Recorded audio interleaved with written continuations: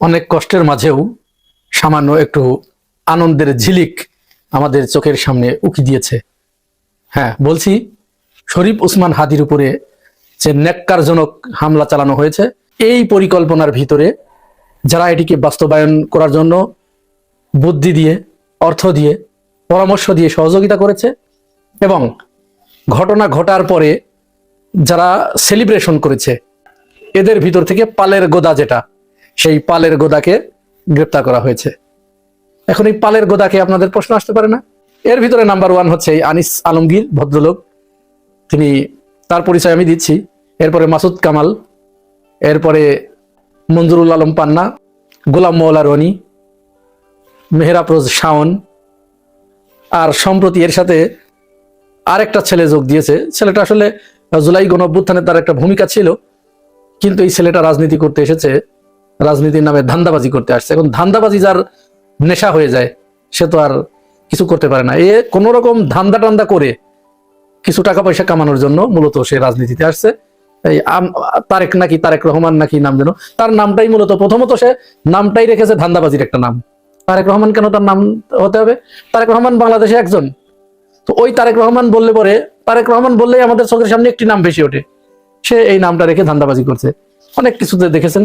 তো এই ছেলেপেলেগুলো, এই ভদ্রলোকগুলো 5 আগস্টের পরবর্তী সময় থেকে, এরা মূলত কিন্তু আসলে 5 আগস্ট না, এরা আগে থেকেই ভারত এদেরকে এদেশে টাকা পয়সা দিয়ে এদেরকে বসিয়ে রেখেছে এবং এদের কাজ হচ্ছে ভারতীয় পারপাস সাফ করা এবং তারা যে বয়ানগুলো এদের মুখে তুলে দেয়, তারা সেই বয়ানগুলো তাদের সৃষ্ট মিডিয়াতে সমানে রাত দিন প্রচার করতে থাকে। এখানে একটা দারুণ ব্যাপার আপনারা লক্ষ্য করবেন, এদের কিন্তু মিডিয়া আছে, নিজস্ব মিডিয়া আছে। এই আনিস আলমগীর, তার একটা মিডিয়া আছে। মাসুদ কামাল, তাকে টকশোতে ডেকে নিয়ে যাওয়া হয়, কারণ আছে।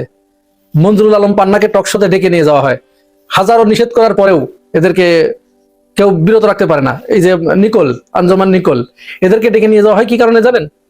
যে সমস্ত চ্যানেলগুলো বাংলাদেশে বর্তমান চলছে, এর অধিকাংশ চ্যানেল শেখ হাসিনার আমলে লাইসেন্স পাওয়া। প্রায় 40টার মতো চ্যানেলের লাইসেন্স দিয়েছে শেখ হাসিনা তার শাসন আমলে। এই চ্যানেলগুলোর টাকা আসে কোথা থেকে? ওপার থেকে। ওপার থেকে এই চ্যানেলগুলোকে তারা পেট্রোনাইজ করে, কারণ ওরা এই সাংস্কৃতিক অঙ্গনে এবং এই মিডিয়ার লাইনে প্রচুর টাকা পয়সা খরচ করে। আমাদের মুসলমানদের ভিতরে, বাংলাদেশের যারা আমরা দেশপ্রেমিক, মূলত এই দেশপ্রেমিক মানুষ যারা একটু অর্থনৈতিকভাবে স্বাবলম্বী, তাদের মাথার ভিতরে এটা ঢোকে না, এই কাজ করে না। ওদের চিন্তা ভাবনা শুধু বাড়ি গাড়ি করবে। কিন্তু একটা দেশকে স্থিতিশীল রাখতে এবং আরেকজনের বয়ানকে ভেঙে দিতে এবং নিজের বয়ানকে প্রতিষ্ঠিত করতে যে মিডিয়া দরকার, এরা এটা সৃষ্টি করে না। সুতরাং যারা সৃষ্টি করে, তারা কি করে? তারা ওই ওপারের ধর্ণা দেয় আর ওপার থেকে বান্ডিল বান্ডিল নোট আসে, সেই নোটগুলো তারা পেয়ে তারা তাদের মিডিয়া পরিচালনা করে। এবার ওখান থেকে যে লিস্টগুলো ধরায় দেয় যে এই লোকগুলোকে তোমরা কিন্তু প্রত্যেকটা দিন তোমাদের মিডিয়ায় ডাকবা, একদিন একজনের লিস্ট ধরায় দেয়।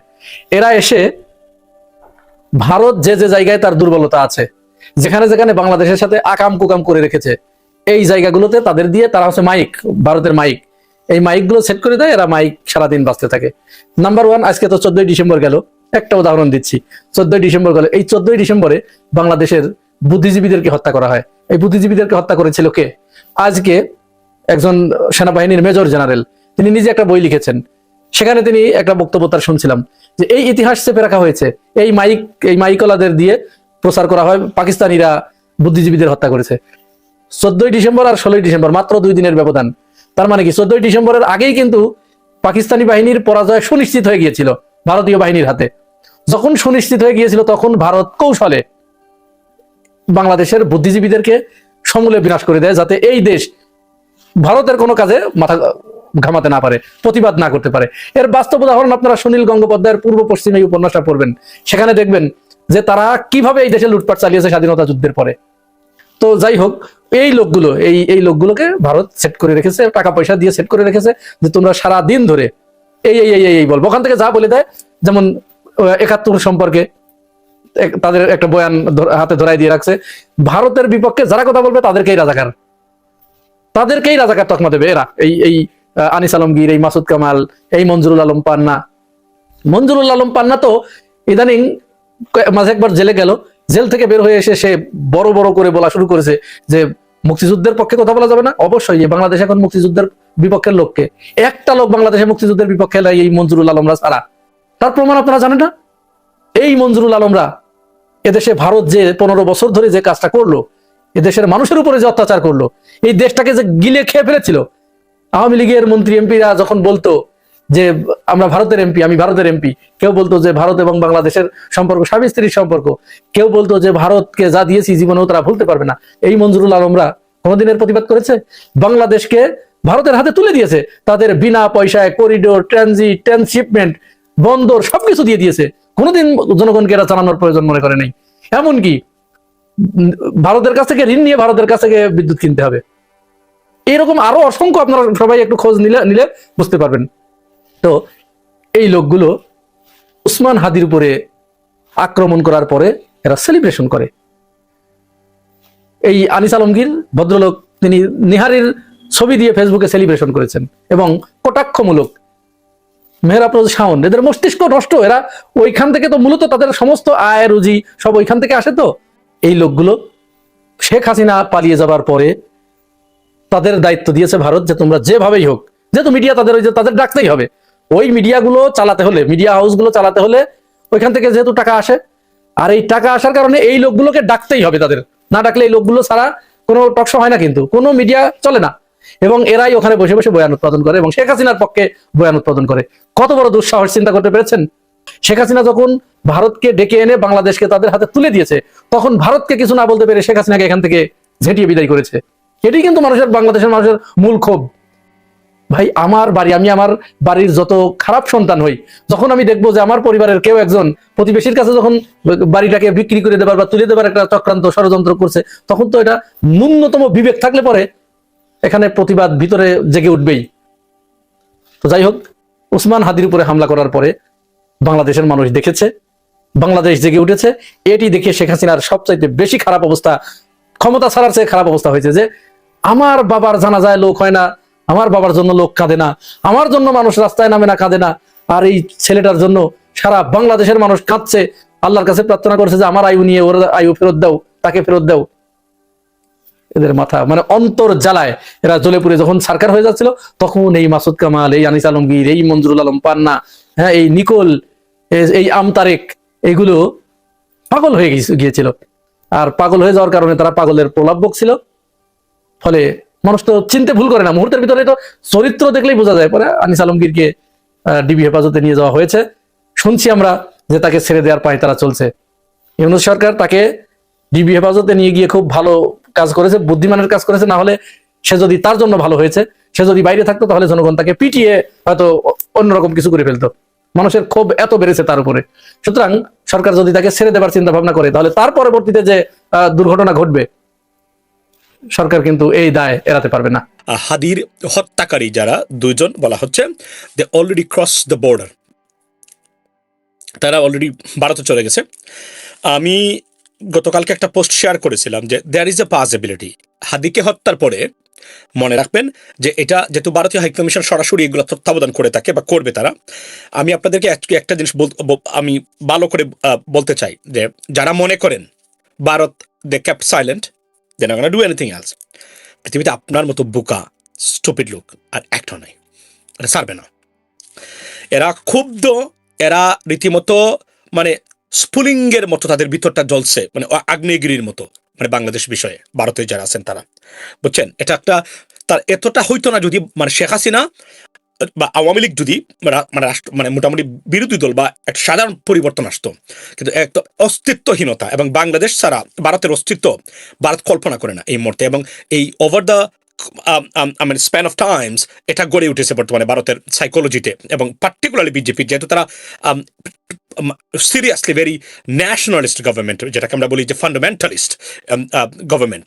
সুতরাং তারা বাংলাদেশকে নিয়ে তাদের অনেক পরিকল্পনা, এবং তাদের ভারতীয় ন্যাশনাল টেরিটোরিয়াল ইন্টিগ্রিটির জন্য তারা মনে করেন Bangladesh is very crucial and Awami League has to be there. অর্থাৎ Bangladesh becomes a scapegoat for India, মানে তাদের স্বার্থের জন্য, এবং বাংলাদেশটাকে একদম শেষ করে দিলে হলেও বাংলাদেশকে তাদের আওতায় রাখতে হবে। Ladies and gentleman, this is the plan, and this are dangerous right now. সবচেয়ে আমরা হাদির অবস্থা সর্বশেষ জানলাম, বলা হচ্ছে যে হাদিকে সিঙ্গাপুরে পাঠানো হচ্ছে, উই ওয়ান্টেড ইট, এবং পুরস্কার ঘোষণা করা হয়েছে, উই ওয়ান্টেড দ্যাট টু। অর্থাৎ কিন্তু সরকারের পক্ষ থেকে গরম এবং বিক্ষুব্ধ স্টেটমেন্ট আসতেছে এনসিপির হাসনাত আব্দুল্লাহ সহ ফুয়াদ সাহেব এদের কাছ থেকে, কিন্তু সরকারের কাছ থেকে যে ধরনের স্টেটমেন্ট আসা দরকার আসতেছে না। এভাবে হবে না, এভাবে পলিটিক্স হয় না। এটা আপনি দেখেন, একটু আগে আমি একটা জিনিস শেয়ার করেছি, ইউটিউবেও করব।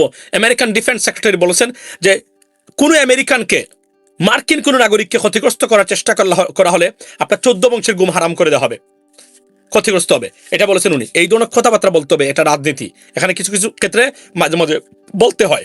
আমরা সরকারের কাছ থেকে যে ধরনের জিমিয়ে পড়া মানে স্টেটমেন্ট আসতেছে, I am so upset about that. এবং আমি মনে করি মানে আমাদের অনেক পরিবর্তন দরকার, এবং এই পরিবর্তনের বাহিরে এই 2 মাসেও দেশকে রক্ষা করা যাবে না। এবং আমি বিশ্বাস করেন, হাদির উপরে গুলি বর্ষণের পরেও কিছুই হবে না আপনার বাংলাদেশের পরিবর্তন, এবং আওয়ামী লীগের কোনো পজিটিভ দিক নাই নেগেটিভ ছাড়া।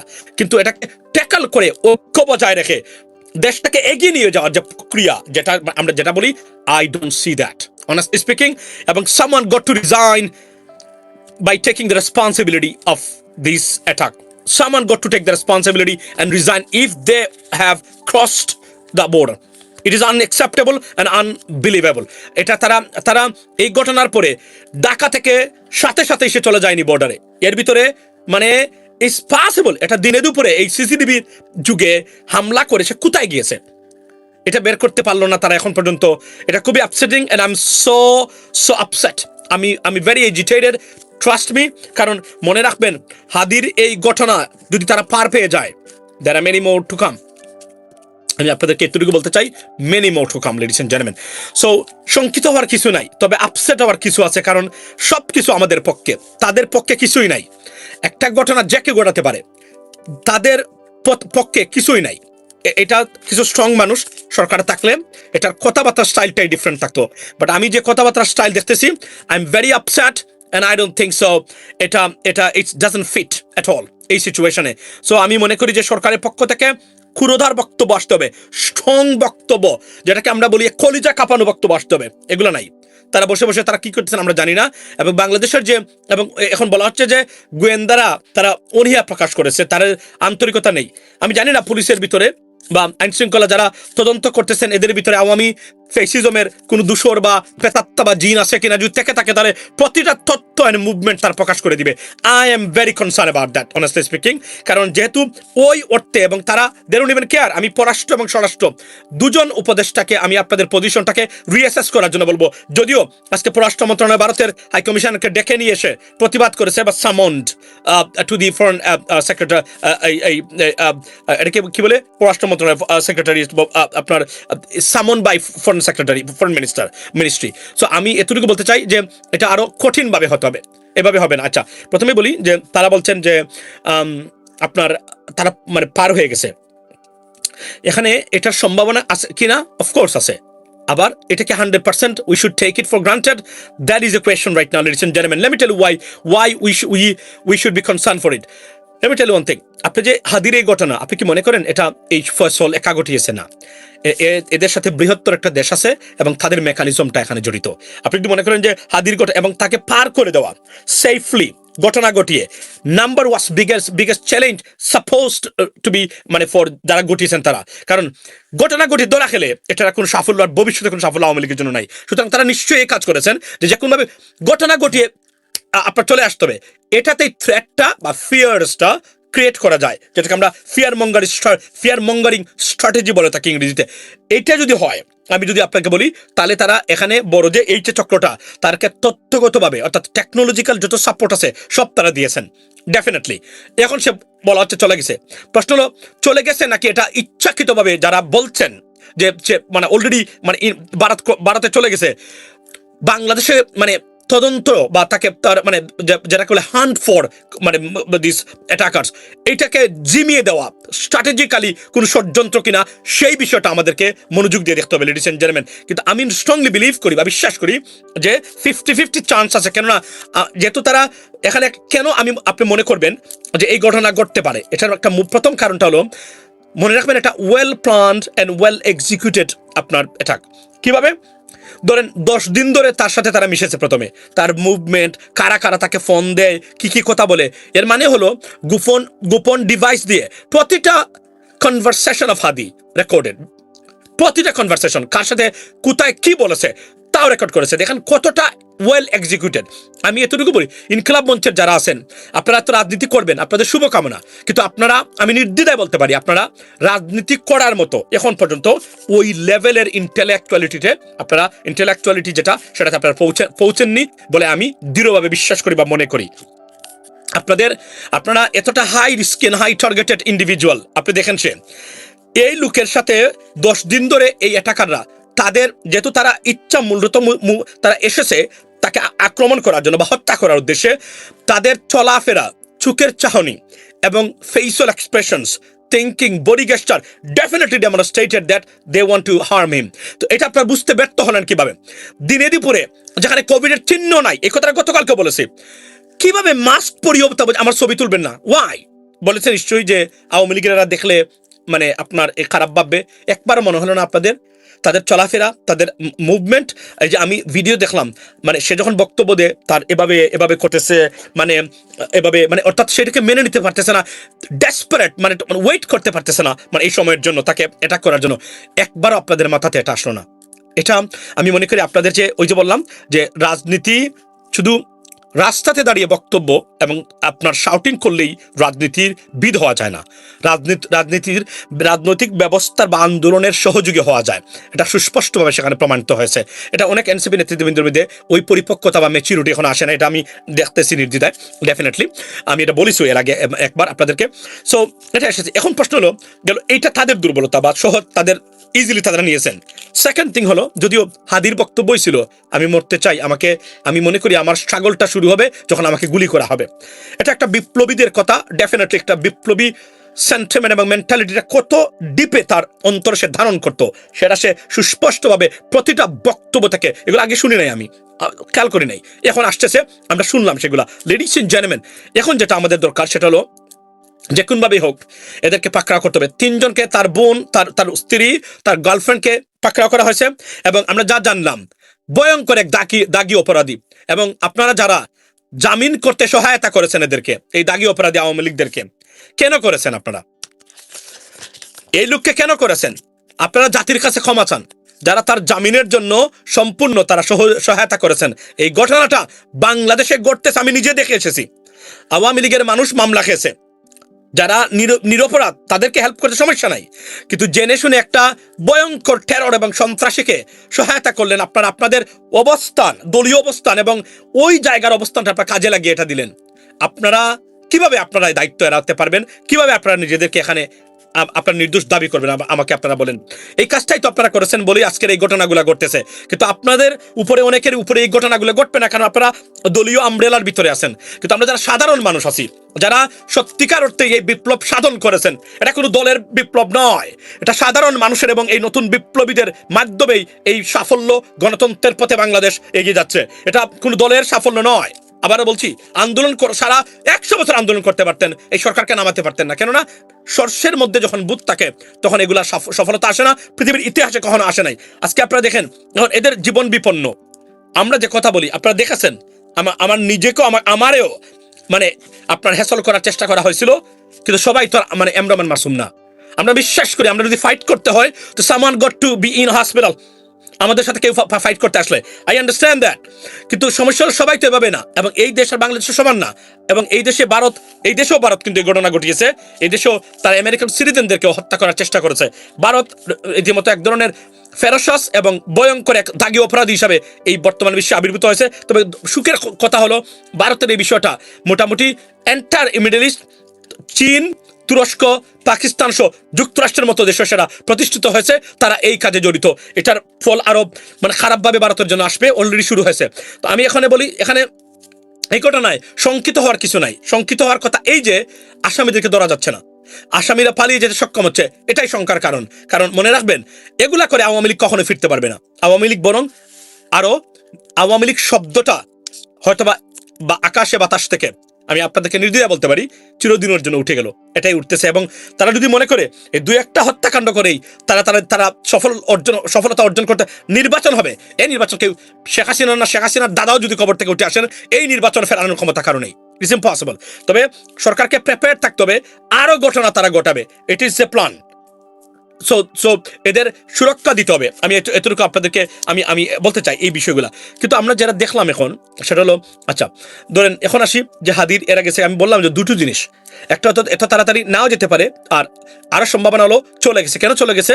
কারণ মনে রাখবেন পার্শ্ববর্তী দেশের হাই কমিশনের যে গোয়েন্দারা এখানে আছেন, তারা এটা এক্সিকিউট করেছেন, তারা এটা they are the part of this process, তারা এখানে এটা জড়িত। সুতরাং তারা এটা হেল্প করেছেন। তারা head was killed by his own mate. So এতটুকু হলো বাস্তবতা। এখন আমি আপনাদেরকে বলি, সেটা হচ্ছে যে ভারতে যেতে পারে, কেননা আওয়ামী লীগের অস্তিত্বের প্রশ্ন হলো এই ঘটনা ঘটিয়ে এসে পার পেয়ে গেছে কিনা, ভারতে পার হতে পেরেছে কিনা, এটা তাদের অস্তিত্বের প্রশ্ন। সুতরাং আমি নির্দ্বিধায় বলতে পারি, he may have cross the border, it is almost confirm. এখন সরকারের যেটা করা উচিত, সরকারের কি করা উচিত আমি আপনাদেরকে বলি। সরকারের উচিত হলো যুক্তরাজ্য, যুক্তরাষ্ট্র এবং মানে মানে মানে আরব আমিরাত, এই 2টা 3টা 4টা দেশের কাছে চিঠি দিয়ে জানানো সরাসরি যে এই ক্রিমিনালরা আপনাদের দেশে বসবাস করে এবং এখান থেকে তারা এই কাজগুলো করতেছে। যুক্তরাষ্ট্র থেকে দেখলাম আওয়ামী লীগের কয়েকটা টুকাই ফুয়াদকে ফোন দিচ্ছে, এমুককে ফোন দিয়ে হুমকি দিচ্ছে। এগুলা যুক্তরাষ্ট্রের আইনে নিষিদ্ধ, এগুলা যুক্তরাষ্ট্রের ফেডারেল আইনে সম্পূর্ণ মানে আপনার নিষিদ্ধ। কিন্তু সরকার, পররাষ্ট্র মন্ত্রণালয় যদি একটু ইচ্ছা করে এবং তারা গভর্নমেন্টকে একটা চিঠি লিখে প্রমাণ সহকারে, প্রতিটা মানে মানে মানে আপনার কুকুর, ডগ, যে স্ট্রে ডগস এখানে আছে, এরা বিপদে পড়বে। কিন্তু সরকারের এই ক্ষমতা, ইচ্ছাই তো আমি দেখতেছি না। This is very alarming and concerning, ladies and gentleman. সরকার যদি এখন ইউএস গভর্নমেন্টকে ফোন দেয়, চিঠি লিখে দেয় এই লোক এখানে বসে এই হুমকি দিচ্ছে, ডেফিনেটলি বর্তমান আমেরিকান যে আইনগুলো আছে, প্রতিটা আইন বিরোধী কাজ এগুলা, এরা বিপদে পড়বে সবাই। কিন্তু সরকারের এই জিনিসটা জানাও নাই মনে হয়, এটাই সবচেয়ে আশ্চর্যের বিষয়। অপদার্থ উপদেষ্টাদেরকে নিয়ে এসেছেন ডক্টর মোহাম্মদ ইউনূস স্যার, অনেক অভিযোগ আছে, কিন্তু অনেক সাফল্যের ভিতরে এগুলো বলতে চাই না, যেহেতু আপনি আমাদের গভর্নমেন্ট। কিন্তু আপনি যে কমপক্ষে 5 জন উপদেষ্টা নিয়েছেন, এরা তো আমি হিসাব করে দেখেছি ভালো মানুষের কাজের ছেলের বা মেয়ের যোগ্য না, কিন্তু এরা উপদেষ্টা। এর চেয়ে লজ্জার হতে পারে না। এখানে আমরা ফেইলিয়রটা, আমাদের মূল ফেইলিয়রটা এখানে। আর সেকেন্ড ফেইলিয়রটা হচ্ছে রাজনৈতিক দল যেটা আছে আমাদের দেশে, বিভিন্ন রাজনৈতিক দলগুলো আছে, তাদের অসহযোগিতা। তাদেরকে আপনারা ড্রাইভিং সিটে বসিয়ে দিয়েছেন, যে কারণে কন্ট্রোল করতে পারেন না। আপনারা এখন এতটাই ভীত সন্ত্রস্ত, তাদের বক্তব্যের ঊর্ধ্বে যেতে পারেন না, কেননা আপনারা মনে করেন এরা একসময় আপনাদের শেল্টারের কারণ হতে পারে, এদের সহযোগিতা লাগবে আপনাদের বাঁচতে গেলে। এটা খুবই কনসার্নিং, এবং আপনাদের এই কনসার্নটা very legitimate. By the way, ladies and gentleman, এখানে বলে রাখি, অত্যন্ত দুঃখ ভারাক্রান্ত হৃদয় নিয়ে বলছি এবং কষ্ট নিয়ে বলছি, আমাদের 6 জন সেনা সদস্য সুদানে আপনার মানে সন্ত্রাসীদের মানে আক্রমণে নিহত হয়েছেন। আমরা তাদের এই স্যাক্রিফাইসটাকে স্মরণ করি এবং সুখসন্তত পরিবার এবং আল্লাহর কাছে তাদের সবার মাগফিরাত কামনা করি, এবং আল্লাহ তাদেরকে বেহেশত নসিব করুক। এরা আমাদের হিরো, এরা সারা পৃথিবীতে বাংলাদেশের মুখ উজ্জ্বল করে আপনার এবং মানে করেছে এবং করে যাচ্ছে প্রতিনিয়ত। এবং আমি আপনাদেরকে বলি, আমি সেদিন যে মানে ইউনাইটেড নেশনসে গেছিলাম, এই তাদেরই মানুষ, যারা তাদেরই মানুষের পার্ট হিসাবে আমি এখানে মানে তাদের আমন্ত্রণেই আমি সেখানে গেছিলাম, এবং আমার একটা ভালো সময় কেটেছে জাতিসংঘে। মানে সব বিরল জিনিসের মানে অভিজ্ঞতা হয়েছে, বিরল জিনিস আমি দেখেছি, উপভোগ করার সুযোগ হয়েছে। লেডিস এন্ড জেন্টলম্যান, আমি সেটা পোস্ট করেছি, আপনারা দেখেছেন। সুতরাং আমাদের এই জাতিসংঘের শান্তিরক্ষা মিশনে 6 জন সেনা সদস্যের আত্মার মাগফিরাত কামনা করি। তাদের মানে নিশ্চয়ই সর্বোচ্চ কম্পেনসেশন থেকে শুরু করে পরিবারের তারা যারা আছেন, তারা সত্যিকার অর্থে তারা যেন এটা এই সুখ সইতে পারেন, সেটাই মানে দোয়া করি। লেডিস এন্ড জেন্টলম্যান, এটা হাদির এই ঘটনার কারণে এটা রীতিমতো এটা আসতেছে না ওইভাবে, মিডিয়া মানে মানে কি পায় নাই বা স্পটলাইট পায় নাই, মানে খবর এসেছে সব জায়গাতেই, এটা নিয়ে আলোচনা কম হয়েছে, বিকজ হাদির এই ঘটনা সারা বাংলাদেশ যেহেতু উত্তাল ওই করতে। লেডিস এন্ড জেন্টলম্যান, সো প্রথমেই বলি, এখন আপনার ভারতীয় হাইকমিশনকে তলব করা হয়েছে, এই যে পরিবর্তনটা সাধিত হয়েছে, আমি আবার বলি এটা আমাদের নতুন বাংলাদেশের। দেখুন, অনেক দিনে শুধুমাত্র উপদেষ্টা পরিষদ, পৃথিবীর যে কোন জায়গাতে 2বার ইতিমধ্যে এই ধরনের সিচুয়েশনে উপদেষ্টা পরিষদ রিশাফল করা হতো, কিন্তু ডক্টর ইউনূস এটাতে ফেল করেছেন, সম্পূর্ণ ফেল করেছেন, এই জায়গাতে সম্পূর্ণ ফেল করেছেন এটাতে। এবং উনার ইচ্ছার উপরে উনি গভর্নমেন্টের নিয়ম হয়তোবা আমি জানতে মানে বুঝতে ব্যর্থ হয়েছেন, এ বিষয়ে আমি নির্দ্বিধায় বলতে চাই। যদি করতে পারতেন তাহলে আমরা আরো ভালো রেজাল্ট দেখতে পারতাম এই সরকারে। তারপরে সবচেয়ে বড় জিনিস হচ্ছে রাজনৈতিক দলগুলোর দালালি এবং সোশ্যাল মিডিয়া অ্যাক্টিভিস্ট এবং সাংবাদিক নামের কালপ্রিট যারা আছে, আপনার এই দালালদের দৌরাত্ম্য সরকারকে অনেক ক্ষেত্রে, এবং সরকারের যেহেতু কম্পিটেন্ট মানুষের অভাব ছিল মানে উপদেষ্টা পরিষদে, যেখানে এই কাজ যা হবার তাই হয়েছে নির্দ্বিধায়। সরকার আন্তরিকতার কোনো ধরনের অভাব নাই, নির্দ্বিধায় আমরা বলতে পারি। কিন্তু ভুল মানুষকে দিয়েছেন, ভুল মানুষকে নিয়েছেন, যে কারণে অনেক খাতের আশানুরূপ কোনো পরিবর্তন সাধিত হয় নাই। তবে অনেক খাতের বা গুণগত পরিবর্তনের মধ্যে অন্যতম পরিবর্তন হলো বিচার বিভাগের স্বাধীনতা। আমি মনে করি বন্দরের ব্যবস্থা বন্ধ মানে দেওয়া এবং আরো কিছু কাজ করেছেন সরকার, ডেফিনেটলি এগুলা যুগান্তকারী পদক্ষেপ বলে আমি মনে করি, এবং এগুলা আগামীর বাংলাদেশকে সঠিক পথে নিতে সহায়তা করবে। এই কারণেই এটা ভেরি ইম্পর্টেন্ট, বিশেষ করে বিচার বিভাগের স্বাধীনতা। এটা যা 56 বছর আপনারা পান নাই, পেয়েছেন, এটাই সবচেয়ে বড় সাফল্য বাংলাদেশের বলে আমি মনে করি। Ladies and gentlemen, no, you cannot come here. You gotta go shut the door, Baba, and go outside and come back in about 20 minutes. If you come here right now, I'm going to work right now. Do you want that? No. If you do not want that, you gotta go to mommy right now for 20 minutes and come back in 20 minutes. I request you, Fardin Baba. Is that okay? Yeah. Okay. You wanna grow? Okay, no problem. We'll take you to the gym. Go over there, Fardin. Go. Fardin Baba, please, Baba. You're my good boy. Okay. So Fardin আসছে, he wants to grow.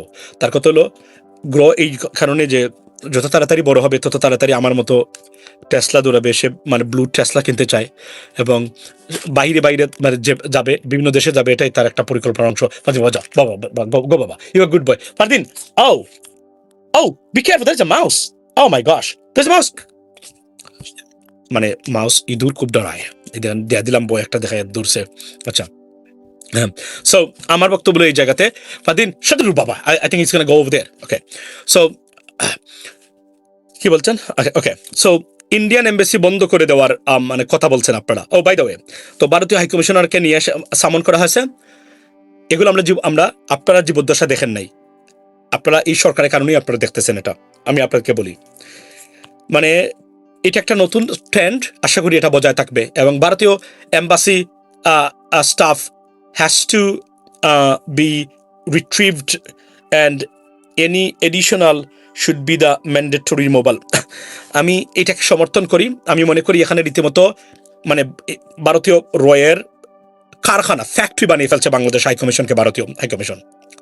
এটা চলতে দেওয়া যায় না। পররাষ্ট্র মন্ত্রণালয় থেকে এটা গুরুত্ব প্রতিবাদ জানানো উচিত এবং এটা সম্পূর্ণ আবার রিঅ্যাসেস অ্যান্ড ইভালুয়েট করা দরকার। কারা কারা এখানে এসেছেন, কতজন মানুষ ডিপ্লোম্যাটিক ইমিউনিটির আন্ডারে বা ডিপ্লোম্যাটিক পাসপোর্ট নিয়ে মানে বাংলাদেশে অবস্থান করতেছেন, এটা আমাদের জানা দরকার। কারণ আমি আবার বলছি, আমি অত্যন্ত দুঃখ ভারাক্রান্ত হৃদয় নিয়ে বলি এবং স্ট্রংলি বলতেছি, India is the biggest problem for Bangladesh. বাংলাদেশের Indian policy is a existential threat for Bangladesh prosperity and peace. And if you do not believe in it, and if you can't tackle this one, then the country will be failed. And that's what we are going through. তারা এটা বুঝাতে চায়। আমি আপনাদেরকে বলছি বারবার, আমাদের রাজনীতিবিদরা এটা কি বুঝতে কি সক্ষম কিনা। আই এম ভেরি কনসার্ন আগামীতে যারা যাবেন তারা কি করবেন এদেশের জন্য। বিশ্বাস করেন, কয়েকজন 10 জন স্মার্ট মানুষ বাংলাদেশকে আকাশে তুলতে পারে, কিন্তু আপনাকে খুঁজতে হবে 10 জন মানুষ কারা এবং সদিচ্ছা থাকতে হবে। It is possible, we can grow, বিশ্বাস করেন। কিন্তু আমরা শুধু রাজনৈতিক দলগুলো আমাদেরকে ব্যর্থ করে দিবে। এবং আমি আবারও বলছি, রাজনৈতিক দলগুলো যে এই ধরনের ব্যর্থ রাজনীতিবিদ আছে, বিশ্বাস করেন এদের প্রথম কথা হলো এদের শিক্ষা দীক্ষা খুবই কম। যদিও ঢাকা বিশ্ববিদ্যালয়ে অনেকে পড়েছেন, কিন্তু রাজনীতি, বহির্বিশ্ব রাজনীতি নিয়ে তাদের শিক্ষা দীক্ষা জানার পরিধি অত্যন্ত কম, এরা কিছুই জানে না। এটা হচ্ছে একটা সবচেয়ে এবং গতানুগতিক এবং অল ফ্যাশন পলিটিক্যাল সেন্টিমেন্ট ধারণ করে এরা মনে করে এটাই রাজনীতি। এটা যে রাজনীতি নয়, এটা একটা বিষাক্ত বিবৃতিবাজ এবং রাস্তার ঠুকাইদের কাজ, সেটাও তাদেরকে আপনি বোঝাতে পারবেন না। এটা হচ্ছে সবচেয়ে বড় সমস্যা। আমি এই 21 কোটি মানুষকে জিম্মি দশার কারণ হলো আমাদের দূষিত অপদার্থ এবং সিরিয়াসলি করাপ্টেড মানে এই বিবৃতিবাজ এবং বিভিন্ন দেশের দালালরা রাজনীতিতে বসে আছে। এই লোকরা আগামীতে বাংলাদেশকে এরা মানে নেতৃত্ব দিবে, এরা এমপি হবে, মন্ত্রী হবে। এটা যখন আমি ভাবি আমার ঘুম মানে আসে না। তখন আমি চিনি এদেরকে, জানি এরা কারা। এরা কখনোই একটা দেশকে এগিয়ে নিতে পারবে না। তাদের প্রথম কথা হলো এই যোগ্যতাই নাই, সেকেন্ড থিং তাদের ইচ্ছাও নাই। সুতরাং এরা পারবে না, নিশ্চিত করে আমি আপনাদেরকে বলতে পারি। আমি very concern for the future of Bangladesh. We are a very prospective country, but only thing is that we don't have politicians, corrupted, idiotic, graceless, disgruntled and disgraced, shameless, inhuman, আপনার disqualified politicians are the biggest enemies of the people of Bangladesh, ladies and gentlemen. এটা আপনি এবং আমি আবার বলি, এবার যে vote দিবেন আপনি আপনার জন্য ভোট দিবেন না, তো আপনি আপনার সন্তানদের জন্য ভোট দিবেন। এই ভোট নির্ধারণ করবে আপনার সন্তানের ভবিষ্যৎ কিভাবে হবে। ভোট দিবেন রং মানুষকে, আপনার সন্তান আপনার চোখের সামনে যোগ্যতা থাকা সত্ত্বেও একটা চাকরির জন্য চতুর্দিকে ঘুরবে আর ফিরবে, আর জায়গা বিক্রি করবে, আর জায়গা বাড়ি বন্ধক দিয়ে ঘুষ নিয়ে দিবেন ঘুষখোরদের একটা চাকরির জন্য। যদি এখান থেকে মুক্ত হতে চান, যে দলেরই হোক না কেন, সৎ যোগ্য প্রার্থীকে বেছে নিন। সন্ত্রাস, চাঁদাবাজ, 2 নম্বর লোককে পরিত্যাগ করুন, পরিহার করুন আপনার সন্তানের ভবিষ্যতের জন্য। আমি আবারও বলছি, পৌঁছে দিবেন, প্রতিটা সেক্টরের মানুষকে জানিয়ে দিবেন আগামীর ভোট হবে আপনার সন্তান, আপনার সান, ডটার্স এন্ড গ্র্যান্ডসন্স, গ্র্যান্ডডটার্সরা কিভাবে বাংলাদেশে বসবাস করবে, আপনি নয়। আপনি সুবিধা শুরু করবেন, তারা সুবিধা বুক করবে। কিন্তু এবার যদি রং মানুষকে দেখে ভোট দেন, আমি আবারও বলছি, মার্কা কোনো জনজীবনে কোনো পরিবর্তন আনতে পারে নাই। পৃথিবীর ইতিহাসে কোনো সভ্যতা ট্রান্সফরমেশনের সিস্টেমে মার্কা বা কোনো অবজেক্ট জীবনে কন্ট্রিবিউট করতে পারে নাই। করেছে ব্যক্তির ইচ্ছা, ব্যক্তির যোগ্যতা। এটার জন্য আপনাদের মনে থাকে। আমরা রাজনীতিবিদরা তারা দায়ী বলুন, তারা তাদের স্বার্থেই বলুন, কিন্তু আপনি আপনার স্বার্থ, আপনার সন্তানের স্বার্থ দেখবেন। আমি আবারও বলছি, এই মুহূর্তে আপনারা যারা বাংলাদেশি আছেন, যদি মার্কাই মনে করেন আপনার ভোট দেওয়ার অন্যতম লক্ষণ হয়ে থাকে, আপনার মতো বুর্বক, ব্যাককল, স্টুপিড, এবং যদি আপনি প্যারেন্টস বা সন্তানের মা বাবা হয়ে থাকেন, এর চেয়ে বড় প্রতারণা আপনার ভবিষ্যৎ জেনারেশন এবং সন্তানের জন্য হতেই পারে না। এর চেয়ে বড় প্রতারণা। এবং আমি অন রেকর্ড, যেটা ইউটিউবে আছে, কোনোদিন যাবে না, আমি বলে রাখতেছি, আপনাদের সন্তানরা আমার এই বক্তব্য যেন দেখে এবং আপনার ভোটটা, আপনার বাবার ভোটটা কোথায় যাচ্ছে আপনার খেয়াল করবেন। ভবিষ্যতে প্রশ্ন করবেন তাকে যে আমার ভবিষ্যতের শুরু সেই জায়গাতে 17 বছর পরে যে সুযোগটা পেয়েছিলেন, সেই সুযোগ আপনি কাজে লাগাননি। আপনি 2 নম্বরই করেছেন আমাকে জন্ম দিয়ে, আপনি 2 নম্বরই করেছেন আমার সাথে, আমার ভবিষ্যতের সাথে প্রতারণা করেছেন আপনি ভোটের মাধ্যমে। আপনি যদি সঠিক জায়গায় ভোট দিতেন, তাহলে আমার ভবিষ্যৎ আজকে আমি লেখাপড়া করেছি, আমি ভালো রেজাল্ট করেছি, কিন্তু চাকরি পেতে গেলে আমার বাড়ি বন্ধক দিতে কেন হবে? কেন আমাকে লোন করে টাকা এনে ঘুষ দিতে হবে? আপনি যদি রং মানুষকে ভোট না দিতেন, তাহলে আজকে আমি আমার যোগ্যতা অনুযায়ী আমি আমার চাকরিটা পেতাম। তারা দলীয় লোকদেরকে চাকরি দিচ্ছে, দলীয় লোকদেরকে টেন্ডার দিয়ে দিচ্ছে, তারা দলীয় লোকদেরকে ব্যাংক লোন দিয়ে দিচ্ছে। আমি প্রবাসে যেতে চাই, আমি পারি না, বিকজ তারা চুরি করে নিয়ে যাচ্ছে আপনাদের। আজকে আপনি দেখেন না, এই যে সব কিছু আছে, একটা চোর আওয়ামী লীগের কি গরিব, একটা চোর যারা বিদেশে গেছে, এরা আপনি জীবনে কল্পনা করতে পারবেন না, আমরা কল্পনা করতে পারবেন না বিদেশে বসে এমন টাকা পয়সা। আমাদের দুঃস্বপ্ন এগুলা কল্পনা করা। এরা কানাডাতে, দুবাইতে, ইউরোপের বিভিন্ন দেশে, ক্যারিবিয়ান কান্ট্রিজ গুলাতে, আমেরিকাতেও আছে দু একটা, এবং এই দেশে তারা তাদের যে বাড়ি দেখেন আপনি কানাডার বেগমপাড়াতে, আপনার 14 বংশ যদি সৎভাবে জীবনযাপন করে, ইটস পসিবল। আমি একটা কথা বললাম না, পসিবল, অফকোর্স পসিবল। আপনি যদি ভালো কাজ করেন, মানে 700-800 হাজারের বাড়ি কিনতে পারবেন, নট এ প্রবলেম, ইজিলি। এটা আমরা আমাদের একদম দোরগোড়ায়, you have to work hard, that's it. কিন্তু তারা দেখেন কিভাবে তারা করে, তারা জীবনে কাজ করে না, তাদের চুরি করেছে আপনার দেশটাকে। আপনি আপনাদের দেশের সম্পদ, আপনার সন্তানের সম্পদ চুরি করেছে এরা। আচ্ছা, সরকারকে ধন্যবাদ দিই যে ভারতীয় হাইকমিশন এখন বলছেন, ভারতীয় হাইকমিশন মানে অনেকে বলছেন বন্ধ করে দেওয়ার জন্য। আমি বন্ধ করে দেওয়ার কথা বলি না, যেহেতু ডিপ্লোমেসি আছে এবং সম্পর্ক আছে, আমাদের সাথে সম্পর্ক থাকতেই হবে কিছুটা হলেও। আমি মনে করি যে ভারতীয় হাইকমিশন এবং ভারত বিষয়ে বাংলাদেশ ভারতের উপরে যে ডিপেন্ডেবল না এবং কোনো জিনিসের জন্য যে নির্ভর না করে চলতে পারবে, সেটা এই সরকারের অন্যতম সাফল্যের মধ্যে এটা সাফল্য হলো এই সরকার সেটা প্রমাণ সহকারে দেখিয়ে দিয়েছে, যেটা আমরা 5 বছর ধরে বলছি। আপনারা যারা নিয়মিত আমার ভিডিও দেখেন, কেউ কি বলতে পারবেন আমি এটা বলেছিলাম যে আমি আমেরিকা থেকে এবং ব্রাজিল থেকে গরু মাংস এবং পেঁয়াজ নিয়ে দিয়ে এসে আমার দায়িত্ব দেন, আমি নিয়ে খাওয়াইয়ে দেখাই দেবো, এর চেয়ে কবে আপনারা পাবেন? কেউ কি আছেন এই কথাগুলো শুনেছিলেন? আমার অতীতে আমি বলেছিলাম, মানে যদি কেউ দেখেন, নিশ্চয়ই আছেন, কেউ না কেউ রেগুলার মানুষ আছেন, ডেফিনেটলি আমি বলেছিলাম এই কথাটা। এখানে আছে, বেশি দিন আগেও না, অনেক আগ থেকে বলছি, বা রিসেন্টলি আবার বলেছি, 1-1.5 বছর আগেও আমি বলেছিলাম যে ভারতে যে জিনিস ভারত ছাড়া চলে না, সেটা সরকার প্রমাণ করেন নাই, থ্যাংক ইউ সো মাচ। সেটা সরকার প্রমাণ করেন নাই? সরকার প্রমাণ করেছেন ভারতের পেঁয়াজ, ভারতের চাল, ভারতের ডাল, ভারতের তেল ছাড়া বাংলাদেশ চলতে পারে না? প্রমাণ করেছে সেটা। This is the biggest achievement and success of this government, ladies and gentleman. We buying soybean from the United States. Think about that. America থেকে তেল নিয়েও আমরা সেই তেল বাংলাদেশে খাওয়াতে পারতেছি এবং রিজনেবল প্রাইসে এই মুহূর্তে, মানে ঠিক ভারত থেকেও কমে। আপনি কল্পনা করেন, ভারত থেকে 1 টাকা কমে যদি খান, এর চেয়ে বড় সাফল্য আর কি হতে পারে?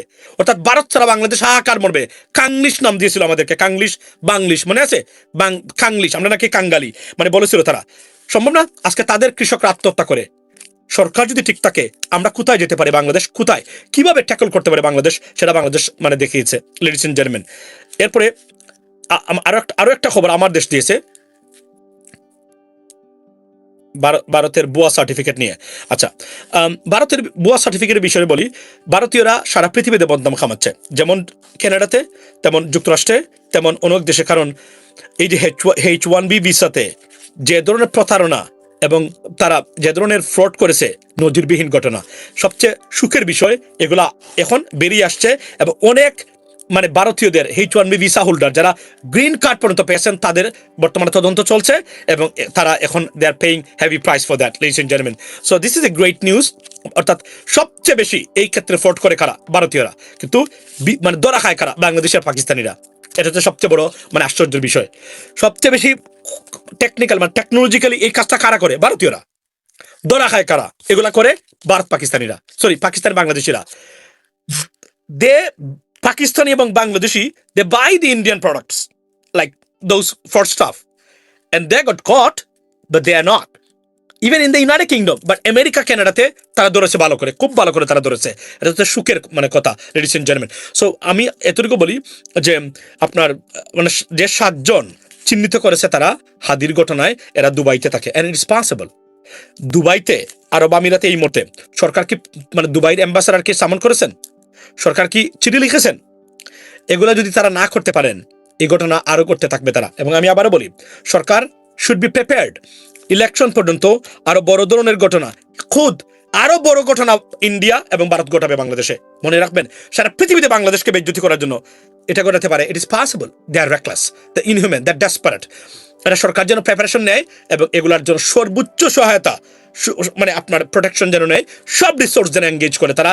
এবং ভালো ভালো স্মার্ট লোককে, আমি আবার বলছি, স্বরাষ্ট্র উপদেষ্টার পজিশনকে রিঅ্যাসেস করা দরকার।